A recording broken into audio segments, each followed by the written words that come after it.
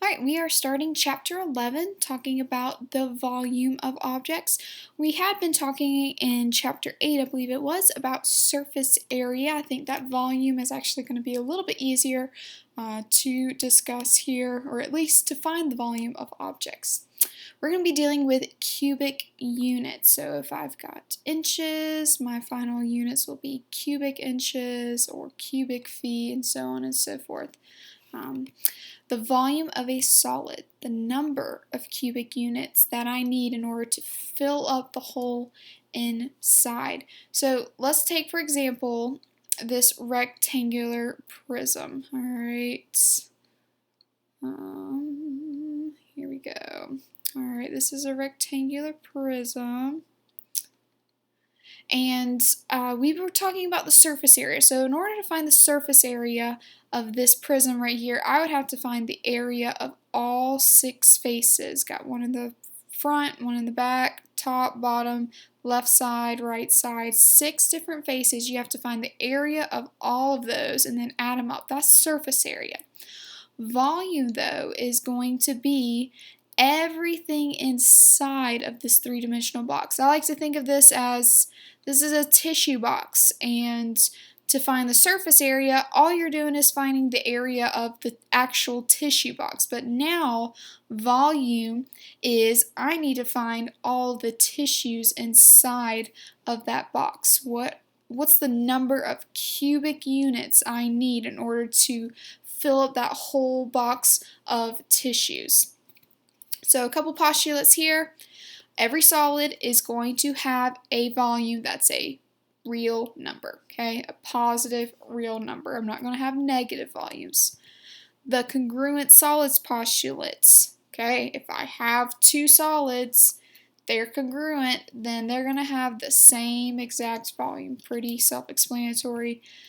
And then here is the formula I want to know and memorize for a cube.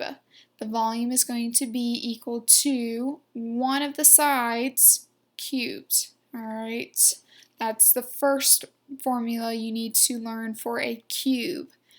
And then the volume addition postulate, if the interiors of 2 solids do not intersect, then the volume of their union is the sum of the volume. So if we're going to look at an example on page 462 where I've got three different solids that are all stacked on top of, or one stacked on top of another, one is right next to each other, and we can actually find the volume of all 3 of those figures and add them up together. We can find the sum of their union there, and we can find the total volume of multiple 3-dimensional objects. And this postulate just says you can do that. Alright, now I have, this is kind of like my tissue box, this is a rectangular prism, and I've got a different formula for this one. I've got the volume here is going to be length times width times height. So let's go back to this example here. Length times width, well, length times width of what? Of the base figure. So find your base here. My length is 4, my width is 3, and my height is 6. Therefore, the height of the total prism, that is. Therefore, the volume is length times width of the base times height, or in essence, it's really just the area of the base, right? Because area, it's a rectangular base, therefore area of a rectangle is length times width. So this is for a rectangular prism. We had the volume of a cube, B equals E cubed, and then for a rectangular prism is as shown. Here's our example I was talking about. I've got a rectangular prism on top of this is a cube, and then I've got another rectangular prism right next to it. Let's find the volume of the entire figure. Well, I'm going to have to find the volume of this guy, the cube, and then this rectangular prism. Let's start with the cube here. The volume of a cube is E cubed. So 8 by 8, And this is 8 as well too, because this is a cube bottom. How do I know that? Well, this piece right here is 2. This piece right here is 6, therefore this piece is 6. So this whole length down here is also 8. Therefore I have a cube right here. That is 8 cubed.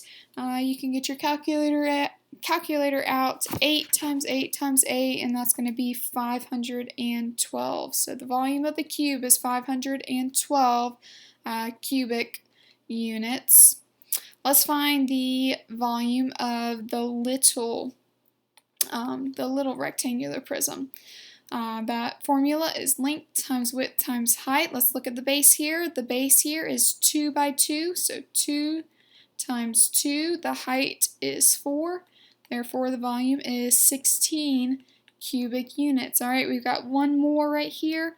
Again, it's a rectangular prism, so length times width times height.